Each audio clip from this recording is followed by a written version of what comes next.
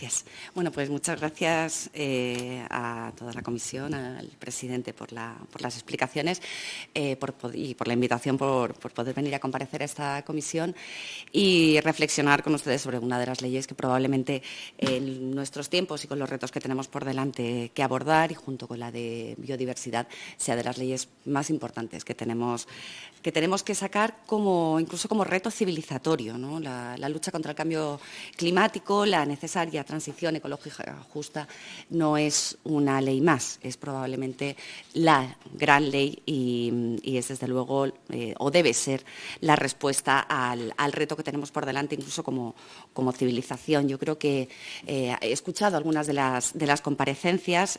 Bueno, ya aprovecho y lamento no haber podido venir cuando me tocaba, pero los virus mandan a veces.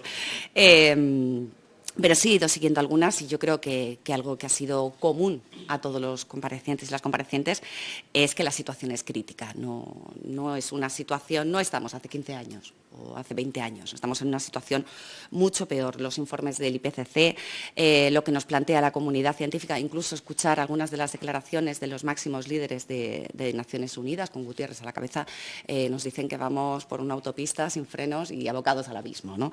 Y esto, desde luego, lo tenemos que tener muy en cuenta. Estamos mucho más cerca de sobrepasar ese punto de no retorno que nos dice la comunidad científica, con lo cual no podemos perder tiempo. Yo creo que es de felicitar que las comunidades autónomas, que los territorios, que los parlamentos estén hablando de esto y lo estén hablando con la seriedad que requiere. Algunos de los datos son aplastantes. Nos decía la comunidad científica que no deberíamos sobrepasar ese 1,5 grados por encima de los niveles preindustriales alrededor de 2100. Y nos están diciendo ahora que en 5 años podemos llegar a ese punto. Y eso significa un punto que, si no es el punto de no retorno, lo sitúan en los 2 grados, es un punto que nos deja bastante cerca.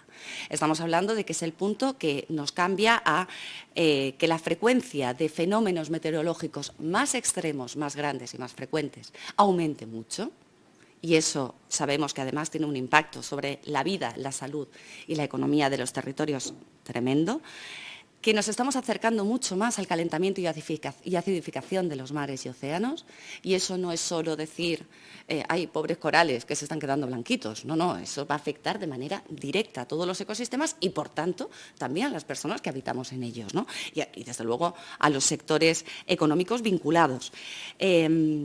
Cuando hablamos de cambio climático, hablamos también, y hace años que se nos viene alertando, de salud, y salud humana, y salud pública. El CSIC alertaba hace ya unos años de cómo, a consecuencia de las olas de calor más recurrentes, más extremas, la mortalidad en España podía ir ascendiendo, y estaba ascendiendo en un 7%, pero también que los niveles de contaminación eran causantes de un aumento en la mortalidad a nivel general. Estamos hablando de que 1/5 de la mortalidad general está relacionada con la contaminación, y en el caso de España nos situaban un 11%. Es decir, tenemos por delante probablemente uno de los debates, seguramente el debate más complejo que hemos tenido como civilización, porque lo toca todo. Toca el sistema económico, toca el sistema territorial, el sistema energético y también nuestra propia salud. Y además este debate no lo podemos separar del otro gran reto que tenemos, el otro gran debate que hay que enfrentar, que es el declive de los combustibles fósiles, que también está aquí. Tiene mucho que ver con el cambio climático, porque es lo que nos ha traído hasta aquí, pero que además, como civilización que se ha basado en el carbón y en el petróleo, nos deja un reto por delante enorme. Y lo unimos también, ya se trató en otra ley aquí, que sé que está a puertas de aprobarse, que es la lucha contra la pérdida de la biodiversidad. Cuando hablamos de esto, hablamos de todo. Hablamos de la pérdida de suelos, hablamos de la desertificación, hablamos de qué va a ocurrir con el agua. Quizá en el norte no se ve como algo tan grave, pero imagínense que yo vengo desde Málaga. El problema de la falta de agua es un problema real y que pone en jaque a numerosos sectores. Hablamos de la salud de las personas y de los ecosistemas, es decir, cómo hacemos real ese One Health, ese saber que todo está conectado y que la salud nuestra depende de la salud de los ecosistemas, pero también, y esa probablemente sea la clave, tenemos que hablar de qué hacemos, cómo enfrentamos y cómo rediseñamos el modelo económico y social. Porque ni la economía ni la sociedad vamos a poderla diseñar exactamente igual que lo hemos venido haciendo hasta ahora, porque la base sustancial, que eran los combustibles fósiles, de un acceso barato y abundante, no va a estar. Yo creo que en La Rioja se ha sido profundamente valiente situando algunas cosas. He estado leyendo la Declaración de Emergencia Climática de La Rioja y me parece un elemento de inicio fundamental y ya digo, valiente, en el que ya plantean que vamos a un escenario incompatible con la vida. Y eso se recoge textualmente. Entre 2030 y 2050 en España aumentará la temperatura alrededor de 2 grados. Y alrededor de 4 y 5 a finales de siglo. Pero esto estamos hablando de que es un escenario incompatible con la vida tal como la conocemos. Probablemente incompatible con la vida de algunos seres en sentido estricto, pero desde luego tal como la conocemos. Dar respuesta a esto en 20 minutos... llevo varios días tachando, cogiendo, porque es imposible abordar todos los temas. Yo tampoco sería capaz de abordarlos todos, nadie es capaz. Así que he señalado algunos de los elementos que creo que son importantes y que hay que incorporar en la ley. Faltarán muchísimos, evidentemente, pero bueno, algunos intentaré ir respondiéndolo a lo mejor en los siguientes turnos, pero por dejar algunos de los que me parecen claves. El primero es que debe situarse muy claramente en la ley, en esta ley aquí en La Rioja, pero en general en las leyes de cambio climático y en general en la arquitectura parlamentaria y la arquitectura legislativa que hagamos, que debemos situar que los límites del planeta son el límite, como su propio nombre indica. Los límites planetarios, que por cierto, en los modelos que ya se vienen trabajando desde 2009, ya nos dicen que de los 9 límites que se establecieron, 5 están sobrepasados, tiene que ser consustancial a esta ley y consustancial a todas las leyes devolvernos a esos límites. Porque sobrepasarlos solo pueden significar 2 cosas, o que los hemos sobrepasado a costas de otros territorios y de otros pueblos y de otras gentes, o que lo estamos haciendo sobrepasándolo a costa de las siguientes generaciones. Cualquiera de los 2 casos es un escenario horrible y profundamente injusto. Entonces, este tiene que ser nuestro límite, devolvernos a vivir dentro de los límites del planeta. ¿Y con qué suelo? Porque esto también es importante cuando abordamos una ley de cambio climático o abordamos cualquier ley. Garantizar el suelo social mínimo, garantizar la satisfacción de las necesidades humanas que permiten una vida digna. Y en eso que le llaman la teoría Donut, en ese rosco que forma los límites del planeta y ese suelo social, establecer todas las medidas y todas las leyes que sean necesarias. Aterrizar esto en La Rioja, ¿qué significa? ¿Y por qué es importante que haya leyes de cambio climático que sean territoriales y no solo el paraguas general? Porque hay que aterrizar esta capacidad de carga en el territorio. Eso no se puede hacer desde arriba, es la gente que vive, trabaja y se desenvuelve aquí la que tiene que decir cuál es la capacidad de carga de este territorio, hasta dónde podemos llegar, cuál es nuestro techo ecológico, hemos hecho más o menos las tareas, cuál es nuestro suelo, cómo tenemos que redistribuir las riquezas, el acceso a los recursos para que todo el mundo tenga ese mínimo que satisfaga las necesidades de la población, siempre con la perspectiva de no comprometer a las generaciones venideras. Y esto nos interpela de manera clara para redefinir el modelo económico. Estos límites que nos dice la ciencia, junto a estos límites que nos vienen derivados del declive de los combustibles fósiles, estos límites derivados de la 6ª extinción de la biodiversidad, nos deberían interpelar para decir hay que planificar de otra manera. ¿Y planificar de otra manera qué? Todo. Todo. Y esto yo creo que es una de las cosas claras que tiene que tener esta ley. ¿A qué nos vamos a dar respuesta? Pues probablemente a todos los sectores. El primero, y evidentemente porque es el que corresponde a esta ley, a la transición energética, que me llaman transición energética justa. ¿Cómo la tenemos que hacer? Yo creo que tenemos que ser profundamente cuidadosos y tener muy claro que la primera pregunta no debe ser ¿cuánto podemos producir en este territorio? ¿Cuál es el máximo que podemos producir? Sino que la primera pregunta tiene que ser ¿cuánto necesitamos producir? ¿Estamos consumiendo por encima de las posibilidades de este territorio? Probablemente sí, como sociedad lo estamos haciendo. ¿Podemos disminuir los consumos energéticos que tenemos en este territorio para adecuarnos y ir acercándonos a estos límites del planeta sin perder el confort o la garantía de servicios esenciales para tener una vida digna? La ciencia nos dice que sí. que podemos tener acceso al confort y a una vida digna con muchísimo menos de lo que estamos consumiendo ahora mismo. Bien, pues esa debe ser responder a la primera pregunta. Cuando hablamos de transición energética justa es cuánto podemos decrecer y cuánto necesitamos realmente para satisfacer eso. Y una vez que respondemos a eso, entonces empezamos a pensar cuánto necesitamos producir y qué capacidad de carga tiene nuestro sistema. ¿Esto qué significa? Lo primero, y de manera masiva, eso sí, una rehabilitación energética de edificios, apostar por la eficiencia energética en la producción de los edificios, pero también, y de manera clarísima, en los sistemas de transporte. Y el sistema de transporte no solo de personas, también de mercancías. Se puede disminuir. Hay margen suficiente para disminuir en transporte la huella ecológica, las emisiones de gases de efecto invernadero, que recordemos que el transporte lleva una parte importante, es un 25%, un poco más. Debemos y podemos cambiar los modelos de ciudades para reducir los consumos, para reducir esos transportes necesarios, haciendo ciudades más accesibles. Es decir, tenemos que ser conscientes de que el horizonte deseable es la transición a una producción energética 100% renovable, pero también tenemos que ser exactamente igual de conscientes de las limitaciones de este sistema, de saber que responde a la producción de energía eléctrica y no es la mayoritaria en los consumos de nuestro país, aunque tiene un porcentaje alto, creo que era el 23%, pero hay otra serie de consumos que no son energéticos y que también tendrán que ser cuantificados. Y ojo, estas reducciones, ¿cómo se tienen que hacer? De primera y muy claramente estableciendo objetivos cuantificables, mensurables, pero sobre todo evaluables. Los grandes vacíos de la ley no de esta, me refiero en general, es uno de los grandes vacíos que tenemos, es los procesos de evaluación. Cada cierto tiempo saber si esos objetivos que nos hemos puesto funcionan, si no funcionan, si los podemos acercar, si hay que alargarlos, qué hay que hacer con ellos. Si no, nos encontramos con los problemas de que muchas veces tenemos objetivos que luego no se ajustan a la realidad. Seamos más evaluables.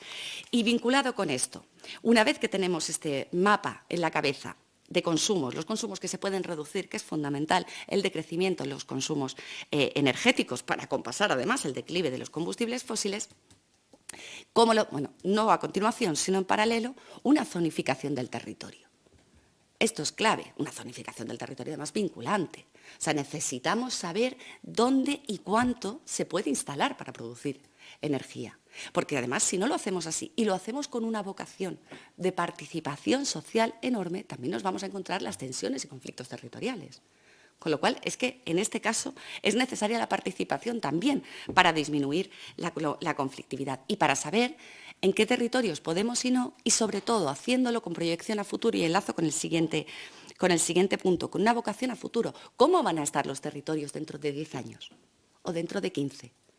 ¿Qué vulnerabilidades van a tener? ¿Son zonas inundables? ¿Son zonas que va a cambiar el régimen de lluvias? No lo sé, pero esto sí tendremos que tenerlo previsto. ¿Cómo se van a hacer esas zonificaciones con vocación de futuro? Y, por supuesto, con unas medidas de impulso desde lo público y desde lo cercano y descentralizado. Creo que era Fundación Renovables la que hacía una distinción y decía que más o menos tendríamos que tener una producción energética eléctrica 50% cercana, es decir, autoconsumo, comunidades energéticas, cooperativas, y el otro 50% en producción, lo que conocemos ya como plantas solares o plantas eólicas más grande. Y esa planificación, desde luego, claramente con vocación desde lo público. El oligopolio energético, con todos los respetos o sin los respetos, pero no nos ha llevado a resolver ni el problema de la lucha contra el cambio climático, ni nos ha resuelto los problemas de falta de accesibilidad a una energía suficiente que garantice los mínimos vitales y el confort. Entonces, esta planificación debe ser fundamental. ¿Y por qué el autoconsumo y las comunidades energéticas al 50%? Porque eso implicará poner en valor los territorios que ya están antropizados, son los edificios, son los espacios donde vive la gente, e intentar minimizar al máximo los impactos sobre los territorios vulnerables o de alto valor ecológico o de alto valor agrario, que tanta falta nos van a hacer en un contexto en el que pues la situación va a ser cada vez peor. Y debo enlazar porque creo que, al menos tan presente como la transición energética, si no más, son las medidas de anticipación, adaptación y resiliencia. Porque decían por ahí que si mañana, además decían bien, quiero decir, si mañana se eliminaran de golpe todas las emisiones de gases de efecto invernadero. Fin, no hay más emisiones. Igualmente, seguiríamos sufriendo durante bastantes décadas las consecuencias del cambio climático, porque no es algo que se acabara en ese momento. Igual que si pusiéramos todas las medidas para acabar con la extinción de biodiversidad, al día siguiente no brotarían como champiñones todas las especies otra vez y se recuperarían rápidamente. Y seguiríamos teniendo el problema del declive de combustibles fósiles. Es decir, tenemos una serie, y hay ejemplos con eso, ¿no? La capa de ozono, desde que se tomaron las medidas hasta que hemos empezado a ver los resultados, han pasado décadas. Esto es exactamente igual. Por tanto, tener anticipación de eso, saber adaptarnos, es casi tan importante, o igual de importante, o casi más importante que mitigar. ¿Y eso qué implica? Todo, como decía antes, es intervenir en todo. El modelo agrario habrá que incorporarlo a la luz de esta nueva realidad. Lo decía COAG el año pasado, la factura climática ya es una realidad. Cada año el 6% de los beneficios estimados se van perdiendo a consecuencia de todos los efectos del cambio climático, y lo cuantificaban, 550 millones de euros. Esto era una realidad. El declive de combustibles fósiles está poniendo en una situación muy compleja al sector primario, porque es el sector primario, sobre todo aquel que es más petrodependiente, lo tiene muy difícil por fertilizantes, por el combustible. Bueno, vamos a dar respuesta ahí. ¿Qué modelo agrario necesitamos a la luz de estos nuevos hechos? ¿Qué clima? O sea, ¿qué condiciones va a tener el territorio de La Rioja?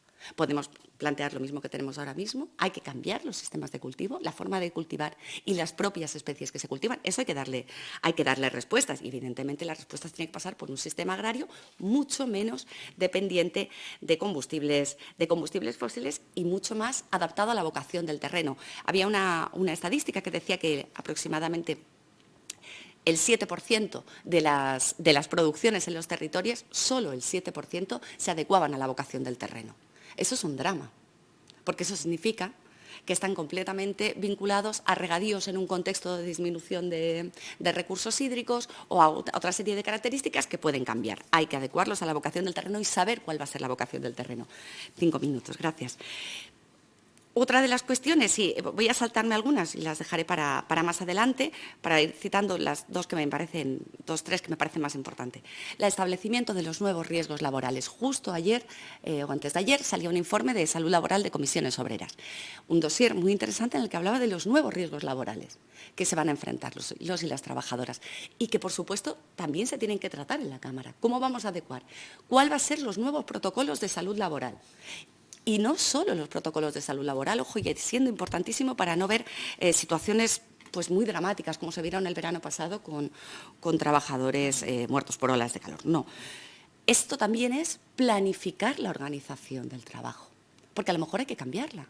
Porque a lo mejor determinadas actividades no se pueden hacer en determinados horarios, a lo mejor no, seguro. ¿Cómo lo vamos a hacer?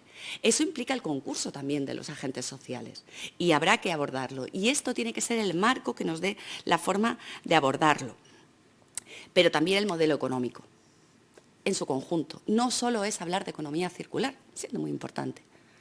Bueno, siendo muy importante y teniendo en cuenta que economía circular en sentido estricto no existe. Se intenta recircularizar la economía, pero no existe. Tenemos que abordar, igual que en el caso energético, cómo disminuir todos los consumos no necesarios y que nos están abocando a una situación de poner en peligro aquello que sí debemos consumir, aquello que sí necesitamos. Hay que reducirlo. Cuando hablamos, por ejemplo, de la lucha contra la obsolescencia programada o percibida, que es igual de importante. Sé perfectamente que esto no entra en el... no puede ser una enmienda aquí porque no tiene competencias el Parlamento de La Rioja, pero sí tiene competencias en impulsar la necesaria pedagogía y lucha cultural para empezar a cambiar la forma en la que percibimos el sentido de progreso y de bienestar, asociándolo a yo estoy mejor si puedo cambiar todos los años de dispositivo móvil, por poner un ejemplo. Bueno, ir cambiando, eso sí puede hacerse, ese impulso sí. Y cambiar, por supuesto, el modelo de recogida y tratamiento de residuos. Más allá de la importancia del reciclaje, que por supuesto para conseguir esos elementos que necesitamos para volver a meterlos en el circuito, la reducción, la reparación, la reutilización, y hay experiencias y hay mecanismos que se pueden poner, que son cosas pequeñitas que parece que no van a resolver nada, pero marcan pedagógicamente y marcan culturalmente. El desarrollo de objetotecas, el que se pueda compartir muchos de los elementos sin que cada uno de nosotros nosotros lo tenga que tener en su casa es un elemento y es un primer paso, pero evidentemente la ejemplaridad que puede dar una administración es mucho mayor. Compartir a través de procesos mancomunados aquellos materiales que hagan falta y abordar de raíz el problema de los residuos, que es que no lleguen. O sea, cada vez que un residuo llega a un vertedero es pues, una pérdida que hemos tenido como sociedad incluso. Y ese modelo económico, para ser redefinido completamente, va a implicar cambios en lo que entendemos por el modelo actual. Es decir, si tenemos que poner por delante, y debemos poner por delante, porque esto es un objetivo civilizatorio, la planificación de necesidades y recursos que tenemos para poder enfrentar esas necesidades, poner por delante, como decía, de los beneficios económicos, esto significa un cambio absoluto del modelo económico. No es el modelo que lo que tiene que priorizar es el beneficio económico. Estamos hablando de otro modelo económico en el que se prioriza el bienestar social y se prioriza la lucha contra el cambio climático y, en general, la buena salud de los ecosistemas y de nuestro planeta. Y esto solamente se puede hacer, esta transición solo se puede hacer con una profunda planificación pública, pero también con una potente y valiente política fiscal, que viene recogida en el texto de la ley, pero que habrá que desgranarla. Y una política fiscal con un objetivo claro, que la redistribución de costes y beneficios de toda esta transición tiene que ser justa y no mantener los beneficios de unos cuantos y que otros cuantos solo asuman los costes. Y ya por último termino, porque si no se me va a ir mucho el tiempo, pero... No, le doy margen. No. No, porque es que es verdad que son muchísimos temas y he intentado acotarlo lo máximo posible. Todo esto solo se podrá llevar a cabo, esto y mucho más, porque no hemos entrado en modelos turísticos ni en modelos de transporte mucho más aterrizado, pero todos estos cambios que necesitamos solo se puede hacer con un modelo de gobernanza muchísimo más valiente, que vaya muchísimo más allá de lo que las leyes que tenemos ahora como marco no permiten, porque yo creo que las leyes lo permiten, pero los reglamentos y los desarrollos no han llegado, un modelo de gobernanza mucho más radical. Es decir, tenemos leyes que permiten la participación, la implicación de la sociedad. Bueno, eso es cierto a veces. También es cierto que en algunos momentos, cuando se quieren acelerar procesos, y voy a poner el ejemplo del Real Decreto que va para aprobación, para acelerar procesos se ha quitado la parte de participación ciudadana. Eso no puede ser. Sobre todo cuando estamos hablando de leyes que van a incidir tanto en la vida de la gente, van a incidir tanto en la vida de los territorios, es fundamental que la ciudadanía se sienta interpelada, se sienta corresponsable, que ha participado y que tiene una vinculación. Y a veces hay que hacer esto incluso, yo lo planteo así, ¿no? Quiero decir, incluso siendo egoístas, si queremos sacar adelante leyes, la ciudadanía tiene que sentirse partícipe, porque si no las tensiones sociales y los conflictos territoriales van a llegar. La única manera de realizarlo es, si tenemos que hablar, como decíamos antes, de estos nuevos riesgos laborales, de esta nueva planificación del trabajo, por ejemplo, en el caso de los trabajadores públicos, que sería lo que se podría desde aquí plantear, tienen que incorporarse los agentes sociales sindicales, tienen que estar incorporados. Tiene que incorporarse la ciudadanía porque a lo mejor el cambio de esta organización del trabajo en los trabajadores de lo público y de los servicios les va a afectar directamente en su día a día. Si tenemos que diseñar dónde y cómo se van a plantar los distintos proyectos de energías renovables, la ciudadanía que vive en los territorios, las zonas rurales, los sectores que se pueden ver afectados, tienen que tener la palabra. Yo creo que esa es la parte que sería más interesante desarrollar del propio texto de la ley, donde sí ya deja señalados las asambleas ciudadanas por el clima, deja señaladas una serie de organismos, pero yo creo que el desarrollo tiene que ser mucho mayor y en el propio texto, aunque no se desarrolle, porque eso es objeto de otro proceso, sí dejar claro que esa pedagogía, esa formación e información de la ciudadanía y esa implicación tiene que hacerse de una manera mucho más profunda y contando con herramientas que vayan mucho más allá, o sea, una revolución de la gobernanza. Implicarlos, yo creo que tanto para el buen funcionamiento de la ley, como para conseguir los objetivos ambiciosos suficientes que requiere la lucha contra el cambio climático en los momentos actuales, van a requerir del concurso de toda la sociedad y de todos los agentes. Si eso no ocurre, tenemos muchísimo más difícil echar adelante cualquier propuesta. y más una propuesta que, insisto, tiene elementos, si queremos que esta ley sea la ley que dé respuesta, tiene elementos complejos. Estamos hablando de crecimiento en los consumos energéticos, pero también en los consumos de materiales. Estamos hablando de redistribución, estamos hablando de cambios en los usos de los territorios, de cambios incluso en la forma de resolverse los servicios públicos, de los trabajadores públicos. Y creo que todo esto requiere que le demos un nuevo paradigma de participación social y un nuevo paradigma de gobernanza ciudadana. Y lo voy a dejar aquí.